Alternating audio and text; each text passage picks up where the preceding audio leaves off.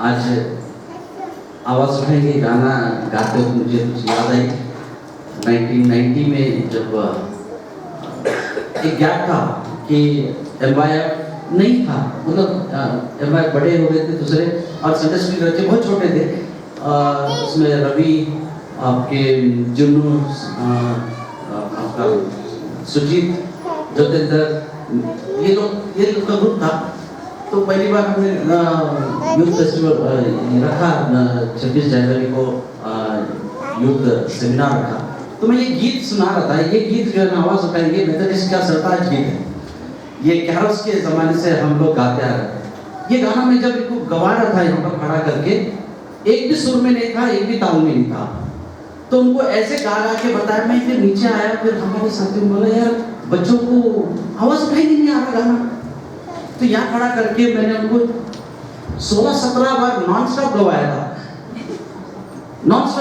जब तक तुमको नहीं आता मैं तुमको गवाऊंगा। तो प्रभु का धन्यवाद हो कि आज ये सारे बच्चे भजन लीड कर रहे हैं। जो भी हो, हम वचन की ओर आएंगे। आइए, वचन को जाने से पहले हम एक छोटी सी प्रार्थना करेंगे। स्तुति करते प्रभु यीशु से फिर से बार आपके चरण पर आते हैं। आज का वचन प्रभु जी आपको समर्पित करते। प्रभु जी आप मुझे छू लो और मेरी जुबान से आप बोलिए। प्रभु जी मैं अपने आप को खाली करता हूँ, आपके पवित्र आत्मा से भर दीजिए। इस विनती को उतार करता प्रभु यीशु के नाम से मांग के सुनिए प्रभु जी, आमीन।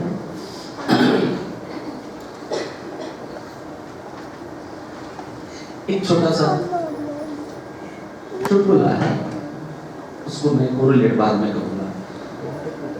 एक IT प्रोफेशनल, ये काल्पनिक है, बिब्लिकल नहीं है। उसका देहांत हुआ, वो ऊपर गया स्वर्ग में, स्वर्गदूत ने उनको रिसीव किया। और तो ऐसा बताया जाता है कि उसको परमेश्वर ने उसको चॉइस दिया कि आप स्वर्ग चूज करना चाहे तो स्वर्ग जाओ, या फिर नरक चूज करना है तो नरक चूज करो, क्योंकि उसका लेखा जोखा बराबर हुआ। ऐसा काल्पनिक है, बिब्लिकल नहीं। तो उसने जब चॉइस मिला तो देवदूत से कहता है कि भाई मुझे दोनों को जरा दिखाओ, झलक दिखाओ कि मैं चूज करूँ। तो पहले स्वर्ग पता है ना, बहुत शांति है, हर चीज़ माहौल बहुत अच्छा है, सौम्य है, ठीक है, अच्छा है। फिर मुझे नरक में बताओ, जरा देख लो मैं कैसे है। तो वहाँ नरक के अंदर में IT प्रोफेशनल था। नरक के अंदर में वहाँ पे बीच था, वो सारे लड़कियाँ नाच रहे, गा रहे, दारू सब पार्टी चल रही है। तो ये नरक है क्या? ये हाँ, ये नरक है। तो फिर ये स्वर्ग से तो नरक ही अच्छा दिख रहा मुझे, तो मैं नरक चूज करूँगा। तो वो नरक चूज करता, उसको नरक में उसके चॉइस के हिसाब से डाल दिया। जब वो नरक में जाता तो गंधक की आग, कीड़ा, बिच्छू, सांप सारी चीज काटने लगे, परेशान हो जाता हो। फिर दूत से कहता, देवदूत से कहता यार तुम जो बताए थे वो तो यहाँ नहीं है, ये तो सारा चीज लगी है। तो देवदूत कहा कि भैया वो स्क्रीन सेवर है, हकीकत में ये है नरक। ओके, इस चीज को मैं बात में। और आज का जो वचन है ये बिलाम और बालक, ये दो व्यक्तियों के बारे में है। और बहुत बार हमने सुना भी है, ये भी है। जब इजरायली लोग मिस्र से आ रहे थे, तो ये अभी यहाँ से वो लोग बहुत राउंड अबाउट आते हैं। परमेश्वर उनको बहुत फेरा लेकर आता है। 40 साल लगे उनको मिस्र से लेके कानान देश आने के लिए, जबकि वो देखा जाए तो 40 दिन का प्रवास था। 40 दिन का प्रवास, पूरे 40 साल लगे। तो वो साउथ की ओर से फिर ईस्ट की ओर से फिर जॉर्डन नदी को पार करके वो कानान में प्रवेश करते हैं। तो ये जॉर्डन के जो ईस्ट और साउथ के साइड में ये मोआब एक रीजन है, प्रांत है, उसका राजा था बालाक। अब ये लोग अमोराइट्स को जीत लिए थे। ये लोग जहाँ भी जा रहे थे इजराइल लोग, इनको परमेश्वर इनको विजय दे रहा था और ये सबको हराते हुए आगे आगे बढ़ रहे थे। तो ये जो बालाक जो राजा था मोआब का, ये घबरा गया। ये इसलिए घबरा गया कि अब ये मेरी बारी है, अब ये मेरे क्या सीमा तक आप पहुंचे, अब मुझे इनको फेस करना है। ये लोग, इनकी नंबर्स इतनी थी, ये लोग इतने नंबर में बढ़ गए थे, 6 लाख के आसपास में इजराइलाइट्स हो गए थे। तो इनकी नंबर को देखकर भी आधा वो लोग, उनका हौसला पस्त हो गया था कि मोआब लोगों का कि अब ये हमको हराने वाले हैं। तो उस दौर में एक भविष्यवक्ता हुआ करता था, उसका नाम बिलाम। अब ये बिलाम जो है ये गैर यहूदी है वैसे, लेकिन ये उसी रीजन से आता है जहां पर अब्राहम हुआ करता था। ये यूफ्रेटिस जो रिवर है इसके तट पर, वहां पर ये इसका पदोर नाम के शहर पर वो उसका प्रवास, उसका निवास, और ये परमेश्वर का भविष्यवक्ता था। ये जो प्रार्थना करता था परमेश्वर इसकी सुनता था। परमेश्वर इसके जरिए से भविष्यवाणी की, यीशु मसीह की भी भविष्यवाणी की उसने, यीशु मसीह के बारे में भी 2 भविष्यवाणी उसने की थी।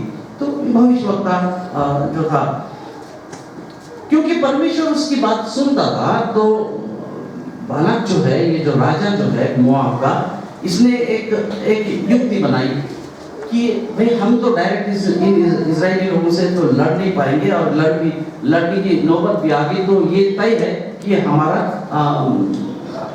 हारना तय है। तो उसने कुछ अपने क्या बोलेंगे लोगों को, मैसेंजर्स को उन्होंने क्या किया कि ये बिलाम के पास जाओ, उसको ये नजराने दो, ये जो गिफ्ट्स दो, और उनको यहाँ पे ले आओ, ताकि वो हमारे लिए प्रार्थना करे, हमारे विजय के लिए प्रार्थना करे, और वो इजरायली लोगों को श्राप दे कि वो हारे। ये उसका मंसूबा था। तो ये नजराना लेकर के वो मैसेंजर्स बिलाम के पास जाते हैं और उसे ये नजराना देते और राजा का पैगाम उसको देते कि राजा बालाक जो है ये चाहता है, हमारा राजा जो है आपसे ये चाहता है कि आप आए और हमारे विजय की प्रार्थना करें और इजराइल लोगों को आप श्राप दें ताकि वो हार जाए। अब क्योंकि बिलाम को ये पक्का मालूम है कि इजराइल लोगों को परमेश्वर ने आशीषित किया है, ये जानते हुए भी तो उसने क्या कहा कि आप रुकिए इधर, ठीक है रहिए, आज रात भर मैं प्रार्थना करूंगा, परमेश्वर जो कहेगा, यहोवा जो कहेगा सो मैं करूंगा। पर इसके पास इतनी तो फेथफुलनेस थी कि वो प्रार्थना किया। तो परमेश्वर ने जब उसके साथ वार्तालाप की, परमेश्वर ने क्लियर बता दिया कि तुझे नहीं जाना है, जिसको मैंने आशीषित किया है उसको जाके श्राप देना काम नहीं बनता। ये क्लियर परमेश्वर ने उसको इंस्ट्रक्शन दे दी थी, और उस दूसरे दिन परमेश्वर की आज्ञा का भी उसने माना और क्लियर कट वो मैसेजर्स को बता दिया कि भैया मेरा से आना नहीं बनता, क्योंकि यहोवा का ये वचन मेरे लिए है कि मैंने ये काम आपका करना नहीं है। मैं जिसको परमेश्वर ने, यहोवा ने आशीषित किया, मैं उनको कर्ज नहीं कर सकता, आप प्लीज आप जा सकते। तो वो वापस जाते हैं। बालाक जो है फिर से एक नई युक्ति बनाता, उसके और बड़े अहदेदार लोगों को, ज्यादा लोगों को और बड़े नजराने लेकर, बड़े बड़े गिफ्ट्स लेकर के फिर से उसके बिलाम के पास भेजता। जब ये दूसरा जो टीम जाती है बिलाम के पास, तो फिर से उन्होंने कहा कि भैया देखो बात ऐसी है कि हमारे राजा जो है, बालाक जो राजा है, ये चाहते हैं कि आप हमारे पास आए, हमारे लिए प्रार्थना करें, हमारे जीत के लिए प्रार्थना करें और इजराइल लोगों के हार के लिए प्रार्थना करें, उनको कर्ज करें। यहाँ पर बिलाम की जो रिएक्शन थी ये था कि आप टिके रहिए यहाँ पर आज रात भर, मैं फिर से परमेश्वर से बात करूंगा और आपको मैं कल सुबह बताऊंगा, मैं क्योंकि परमेश्वर के आज्ञा के बिना मैं आप कुछ भी नहीं कर सकता। तो उसने प्रार्थना की। दूसरे दिन परमेश्वर ने उनके साथ वार्तालाप की, उनसे बात की और उन्होंने कहा कि तू ये काम नहीं करना है। तो और बात गौर करने वाली बात यह है कि जब परमेश्वर ने एक बार उनसे कहा, करने के बाद भी, बोलने के बाद भी, इंस्ट्रक्शन देने के बाद भी, क्लियर कट बताने के बाद भी कि तुझे ये काम नहीं करना है, तो दूसरी बार उसके मन में आया ही कैसे कि मैं परमेश्वर से पूछूं? वो कौन सी चीज थी जो उसको प्रेरित की कि फिर से एक बार परमेश्वर से पूछूं? ये दुनिया की जो दौलत है, दुनिया की जितनी बातें हैं और फेम है, नेम है, जो चीज उसने ऑफर करना चाह रहा था, इसको देख के, इसके लोग को देख करके वो फिर से पूछना चाह रहा परमेश्वर को। करेक्ट। बहुत बार हमारे पास फेथ होता है, लेकिन हम फेथफुल नहीं रहते परमेश्वर के विल के लिए। हम परमेश्वर के विल के प्रति फेथफुल नहीं रहते, हम अपना विल ऐड करना चाहते। यहां पर होता है प्रॉब्लम। हम अपनी इच्छा को जबरदस्ती कराना चाहते हैं। हम क्या करते हैं, हमारी प्रार्थना में भी और सारी बातों में भी हम क्या करते हैं, परमेश्वर को सारा लिख कर दे देते। परमेश्वर बोलते इसको साइन कर, है ना, ये मेरे डिमांड्स है। हमने कभी ये नहीं पूछा कि परमेश्वर की इच्छा क्या है। और कई बार तो परमेश्वर की इच्छा जानने के बाद भी हम परमेश्वर से वार्तालाप करते, फिर से फोर्स करते, परमेश्वर को फोर्स करते कि मेरी इच्छा अनुसार हो जाए तो बहुत अच्छा है, क्योंकि मेरे ये मकसद है, मेरे ये प्रायोरिटीज है, मेरी ये प्रायोरिटीज। प्रियो, हमको परमेश्वर की विल को प्रायोरिटी देनी है, इसके ऊपर कुछ भी चीज नहीं है। पर बात ये है कि परमेश्वर कभी भी हमको फोर्स नहीं करता। परमेश्वर ने हमको जब बनाया, आदम हवा को रोबोट की तरह नहीं बनाया कि भाई अपने रिमोट पर चले। परमेश्वर ने हमको जब बनाया, आदम हवा को बनाया, तो फ्री विल दिया। इसके बावजूद भी फ्री विल परमेश्वर हमको देता है। परमेश्वर कभी भी हमको फोर्स नहीं करता। उसने कहा कि ये झाड़ का फल मत खाना, बस इतना है। उनकी फ्री विल पर, उन्हें चाहते तो जबरदस्ती कर सकते थे, उन्हें चाहे तो रिमोट बटन से सब चीज कंट्रोल कर सकते थे। परंतु उनको जब आदम हवा को बनाया तो उन्होंने ये मकसद से नहीं बनाया कि वे बिल्कुल कठपुतली की तरह उनके साथ रहे। उनको अपने बराबर के जैसा फ्री विल दिया है। परमेश्वर ने हमको फ्री विल दिया, इसलिए परमेश्वर चाहता है कि अपने फ्री विल से हम परमेश्वर की विल के जो है वफादार बने, फेथफुल बने। तो बालाम जो है फिर आखिरी में तय करता है कि वो जाना है। वो फिर उठता है अपने दो गधी के साथ, गधी को बैठ करके दो सेवक के साथ चला। बालाक राजा के पास प्रस्थान किया। रास्ते के अंदर में हुआ यूं कि देवदूत नंगी तलवार लेकर के रास्ते के बीच में खड़ा हो गया। तो गधी को दिख रहा है, बिलाम को ये नजर नहीं आ रहा। एंजल जो है, देवदूत जो है, वो बिलाम को दिख नहीं रहा, पर गधे को वो दिख गया। तो वो देख करके रास्ता से सीधा नहीं गया, वो खेतों की तरफ इधर उधर जाने लगा। वो फिर वो उसको मार के खींच के वो रास्ते पर गया। फिर कुछ दूर जाने के बाद दो दीवार के बीच में से, सकड़े रास्ते में से जब गुजर रहा था, फिर से देखता है कि देवदूत वहां खड़ा है तलवार लेकर के। तो वो उसको जाने के लिए जगह नहीं होती, तो दीवार के सटे उसने उसको दबा देता, उसका पैर उसमें फंस जाता। तो फिर गुस्से में आकर के उसको फिर मारता।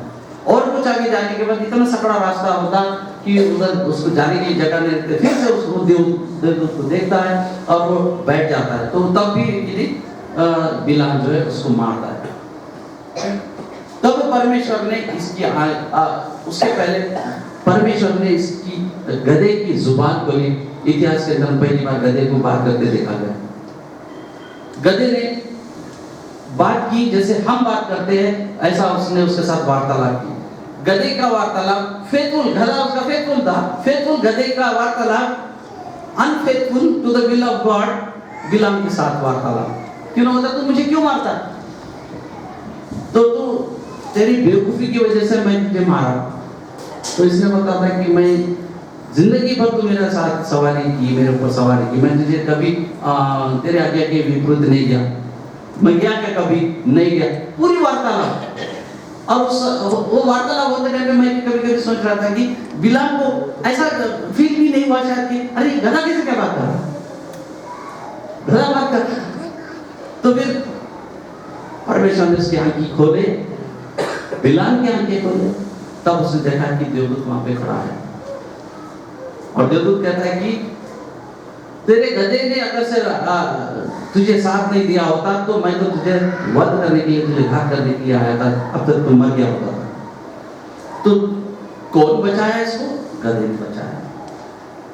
कभी कभी हम लोग के अंदर में हमारे इच्छा के अंदर में इतने व्यस्त हो जाते हैं, हम परमेश्वर की इच्छा नहीं देखते, तो हमारी हालत गधे से भी बदतर होती है, क्योंकि गधे को जो दिखता हमको नहीं दिखता। तो हमारी हालत गधों से भी बदतर हो जाती है, क्योंकि हमको वो चीज नहीं दिखती। परमेश्वर की जो दंड रखा है वो आदम को भी नहीं दिखा। परमेश्वर का दंड फ्री विल दिया था, बताया गया था कि ये नहीं खाना है, जिस दिन खाओगे तुम मर जाओगे। तो उसके जो कॉन्सिक्वेंसेस है ये उसके समझ में नहीं आए और वो गलती कर बैठे, तो ये सारी बातें हुई। पर यहाँ पे जो है बिलाम जो है अब कहता है कि पश्चाताप करता हूँ, ठीक है मेरे से गलती होगी, मैंने पाप किया, अभी आप चाहते तो मैं वापस चला जाऊंगा। फिर से मैं कहूंगी, फिर देवदूत ने कहा कि नहीं तुझे जाना है, क्योंकि तेरी इच्छा थी ना। परमेश्वर अपनी इच्छा को भी he will respect our will. ये बात बहुत सोचने वाली, क्योंकि उसने जाना चाह रहा था ना, ठीक है तू जा, है ना, तूने मेरी नहीं सुनी थी ना, तो जाना चाहा ना, तो अब जाएगा, लेकिन वही बोलेगा जो मैं बोलूंगा। तो फिर वो जाता है। वहां पर आगे के वचनों में, आगे के अध्याय में देखते कि 3 बार उस बालक जो है कोशिश करता है कि कर्ज करे। 3 बार के वो इजरायली लोगों को आशीषित करता है, भविष्यवाणी करता है, परंतु उसके मुंह से, क्योंकि परमेश्वर ने उसकी जुबान उसके इजरायली लोगों के श्राप के लिए खोला नहीं, क्योंकि इजरायली लोगों को परमेश्वर ने आशीषित पहले से कर चुका था।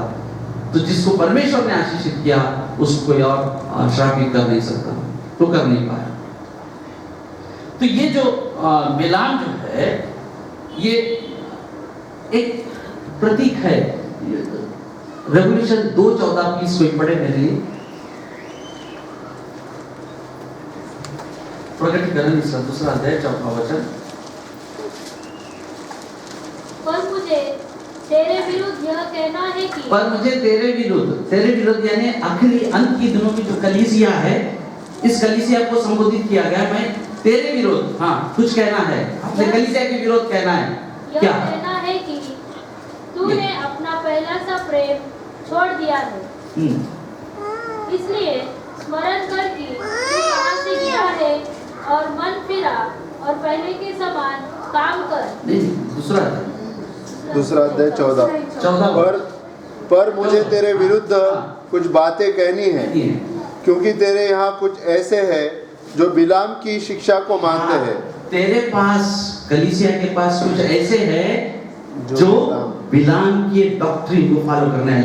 कलीसियाओं में ऐसे लोग हैं जो बिलाम की डॉक्ट्रिन को फॉलो करने वाले हैं। हमारे मध्य में है, हर चर्च के मध्य में इस अंत के दिनों में है।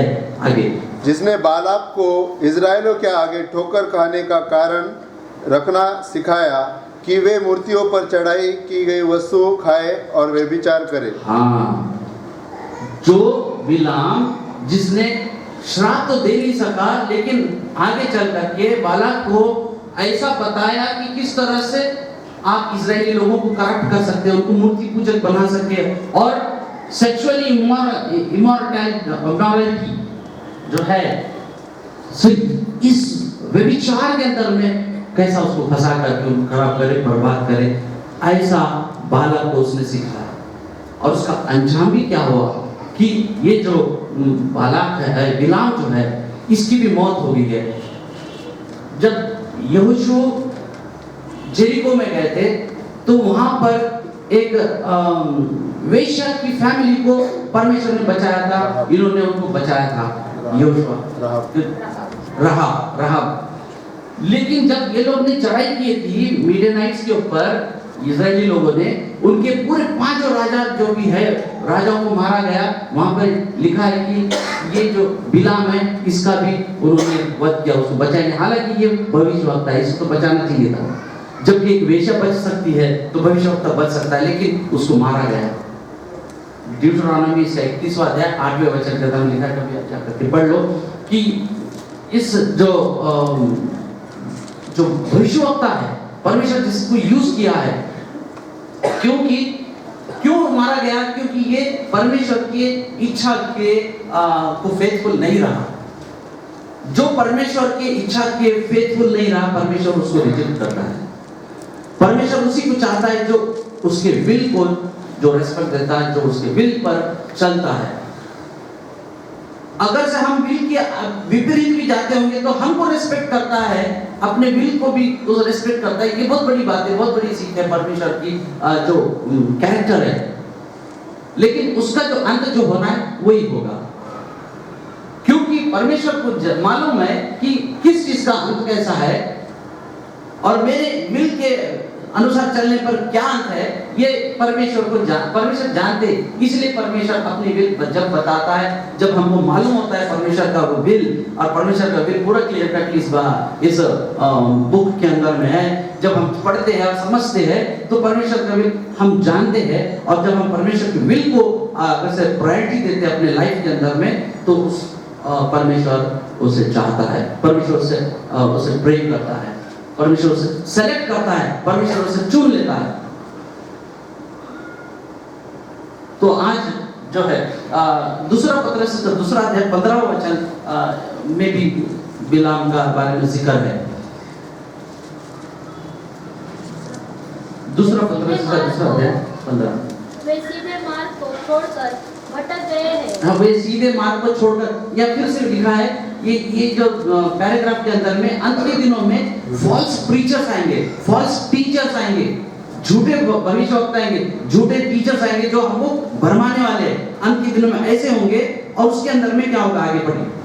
और बोर के पुत्र बिलाम के मार्ग पर हो लिए हैं।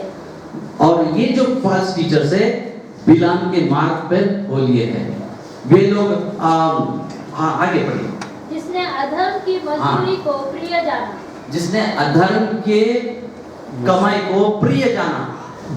तो ये अंत के दिनों में ऐसे टीचर्स होंगे जो अधर्म के कमाई को प्रिय जान करके परमेश्वर के वचन को दुरुपयोग करेंगे। जो परमेश्वर ने उनको जो गिफ्ट दिया है उसका दुरुपयोग करेंगे अपने कमाने के लिए। प्रार्थना को भी कभी पैसे लगते हैं, लेकिन आजकल लग रहे हैं, है ना? परमेश्वर की प्रार्थना करने को पैसे लग रहे हैं, अच्छी प्रार्थना को अच्छे पैसे लग रहे हैं। ये क्या है? तो ये जो कमाई है, ये कमाई जो है ना, परमेश्वर ने फ्री दिया। पतरस के पास जब लोग आए थे प्रार्थना करने के लिए, उसने कहा कि मेरे पास कुछ नहीं, मेरे पास जो है वो देता है, चल फिर क्या दिया? पतरस ने पैसे मांग, स्पेशल चमत्कार के लिए स्पेशल पैसे। तो ये जो अंत के दिनों में ऐसे जो प्रीचर्स आएंगे, ऐसे जो टीचर्स आएंगे, जिनके लिए अनराइचियस कमाई जरिया हंगा जिस तरह से बिलाम ने की थी, उसका अंत भी सोट से और तलवार से अंत होगा। तो प्रियो, इस लेंट के सीजन के अंदर में हम जब अपने आप को टटोल रहे, अपने आप को जांच रहे, तो प्रायोरिटी हम परमेश्वर के विल को, परमेश्वर की इच्छा को दे। अगर से परमेश्वर की इच्छा को हम ध्यान नहीं देंगे तो हर चीज जो दुनिया में दिखती, वेल्थ, फेम, नेम जो दिख रहा है ना, ये स्क्रीन सेवर है, ये हमको बचाने वाला नहीं, ये हमको नरक में ले जाने वाला है। परमेश्वर करे हम सबको आशीष दे और समझने के लिए पवित्र आत्मा दे कि परमेश्वर के विल को समझे और उसके अनुसार चले। परमेश्वर करे हम सबको आशीष दे।